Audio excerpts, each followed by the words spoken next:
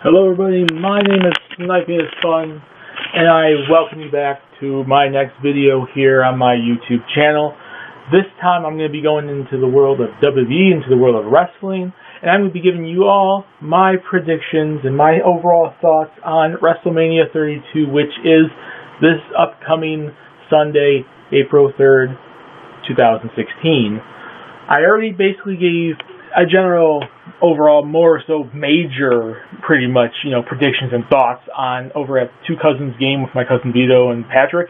We did this big, long, big discussion, group discussion, podcast type situation where we went over and talked over each match, our thoughts and everything that was going on, and if we really thought it was going to be a good show or not. I want to do a quick little video of it also on my own channel as well, just so I can give my fans something specific as well. And it's probably going to be a lot of the same thoughts as in that video, but I might be able to actually think some stuff out more and actually redefine and define my thought process and why I think the way I do a little bit more, so I can actually prove why I am like that, like why I think like that, and go over the discussion more so than what I did on the channel with them. So basically, I'm just going to go over each match, give a quick little thoughts, and then just give a general thought about the show itself. And I'm going to do it really quickly because, like I said, I'm trying not to do super long videos, so it's probably like 6, 7, 8 minute video. So we'll leave it at that. But yeah, WrestleMania 32. Overall, before I even start, I'm indifferent on it, and I said the same thing in the discussion video, the podcast video with Vito and Patrick. It has some pretty good matches on the show, but I overall don't think it's been built up to be a really good show, let alone a really good really good WrestleMania. It's not really been built up to be a WrestleMania. There's going to be a few good matches that come out of it, but past WrestleManias were built up to be WrestleMania. This doesn't really feel like it's going to be a WrestleMania, and that's supposed to be the biggest show, the Super Bowl of WWE, and it doesn't really feel like it. Sorry to say, but yeah, the matches. Okay, the first match I'm going to talk about is the 7-man ladder match for the Intercontinental title, with Kevin Owens defending it against Sami Zayn, Dolph Ziggler, Zack Ryder, Sin Cara, The Miz, and Stardust. It looks like it's going to be a pretty good match. There's a lot of good talent in that match. Overall, I think either A, Kevin Owens is going to retain it, and if you lose it, someone else wins it. They might do more likely Sami Zayn because there's a big rivalry going on with them, but they might also just do an out-of-nowhere choice like a Zack Ryder, or give Stardust his dues, which he finally should have. He really should use him. He really deserves more than what he's getting. The bad thing about this match, and I really don't get it, it's a repeat of last year just with one extra guy. They did the same thing. Big grand ladder match for the Intercontinental title, and that's when Daniel Bryan won at 31. Why do we have to have that thing? Is this supposed to replace? This is supposed to be the big ladder match at WrestleMania, which is supposed to be kind of it's replacing Money in the Bank, even though Money in the Bank has a lumpy review. But the big ladder match at WrestleMania, which, why don't you just put Money in the Bank back in there? It's I know it's just throwing people into a match just for the sake of having it in the match, and they're all good talent, and it's going to be good, but it's like a repeat of 31. Then there's Kalisto versus Ryback, and that might be a pretty good match. I think it might be decent. Kalisto's very talented, and Ryback's okay, at least. And, they could pull out a decent match. I think Kalisto's going to retain. I think the Intercontinental title will change hands, but the United States title will stay the same. I do think they kind of wasted the whole Alberto Del Rio versus Kalisto feud, which could have very well been at WrestleMania. They could have held it off, had Kalisto try to fight for the United States title, fail, and then he could have got a rematch at WrestleMania and won the title there, but they already kind of wasted that, and Ryback seems to be this big new heel push, so whatever that. Big guy, small guy dynamic. There's the League of Nations versus New Day 4-on-3 handicap match. There's no point to this because there's no title on the lines, and there's no point to it also because the League of Nations are a bunch of losers. They keep losing. What's the point of them when they start off there, this big heel international group just destroying? And then you have Roman Reigns beat each and every one of them, take a chair to each and every one of them. There's no point to it. New Day is super over, and it's supposed to be this big heel group versus New Day is now a face stable, but the titles aren't on the line, and that's the only title that's not on the line. I said the same thing in the podcast video with Vito and Patrick. It's there's no point to it. I'm sorry. New Day is going to probably win that. Charlotte, Becky Lynch, Sasha Banks for the triple threat for the Divas title. It's kind of cool because 3/4 of the 4 horsewomen are in this match, and you could really have a good match with these. All 3 of these women are very talented, It's probably being built up that Becky Lynch is probably going to win the title, but they might go with Sasha as well. I don't know if Charlotte might, somehow pull out a victory at the end, but I think it's definitely being built up that she's going to lose the title here. But it's actually really good to finally see an actual Divas title match, or women's title match, a title match for the women at WrestleMania when they haven't had one for years. That's the crazy, sad truth of it all. It's like, you could have, they have not had that.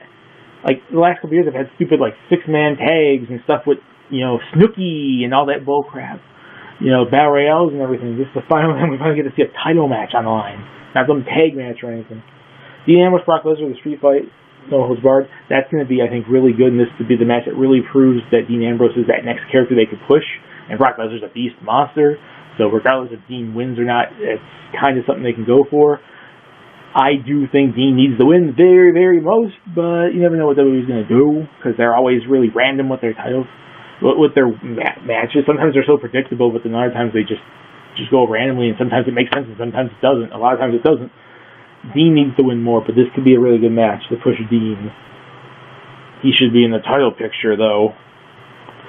Shane McMahon, Undertaker, Hell in a Cell. If Shane wins, he's the authority. I mean, if Shane wins, he has Raw, and if Undertaker loses, he's no longer, able to compete wherever. Last WrestleMania or whatever. I think that's actually a pretty decent build-up, although the fact that Shane just wants Raw is a little weird. I think he should just want WWE, but then they might put it into, a brand split thing. Maybe it's just because Raw is the original brand of WWE. Maybe that's why he wants ownership of that specifically. It could be a good match. Shane could do interesting, spots. And Undertaker tends to do pretty good matches still. He's still, even though he's really old, and he can still pull out some matches. So there's hope there, and it's going to be a big screw job finish. I don't see them doing anything that's actually going to be straight up Shane pins Undertaker, Undertaker pins Shane. There's going to be some interference. Vince is going to show up, and some bullcrap's going to happen. A lot of people want the Bullet Club people to debut there too, so that would be interesting.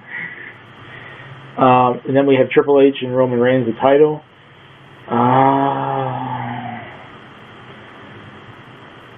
I know it's been built up the way it's been, but it's come on. Sorry. It's been built up the way it's been, but still, I would love to have actually had Dean versus Triple H. I think there's more story there, because we're more people behind Dean. The whole thing about this with, when it comes to, say, Romans, more people are going to be cheering Triple H. They're going to be cheering the heel, the bad guy. A lot of people will have respect for Triple H. And it's I don't hate Roman Reigns like a lot of people do. He's just not as talented as a lot of guys they should be pushing, like Dean. And it's 2 straight WrestleManias they tried to push him into that. And they just need to give him a better character and give him more of a chance to, to do it. The Rock didn't start off day one let's push him, put him in the title. No, he was Rocky Maivia, and there was Die Rocky Die chance. This is kind of the same thing. I think Roman Reigns needs a new direction in order to really get him into a better, prepared for being a main eventer, because he sure as heck isn't there yet. Then we have Usos, Dudley's boys. No point to it. Dudley's turn heel. Usos fight them. What's the point of it? No clue. I think the Usos are going to pull up the victory, though, but I don't know. This makes no sense. And there's also supposed to, I think, AJ and Jericho are supposed to fight each other, so I think that they're going to give AJ the victory. Jericho always gives guys victory, so if that's it, that's going to happen. But I think it's kind of they beat it already.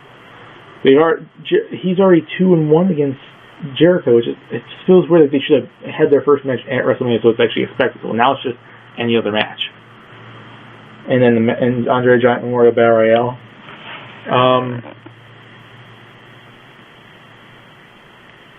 It's going to be interesting, but they haven't really done anything with it the last 2 years.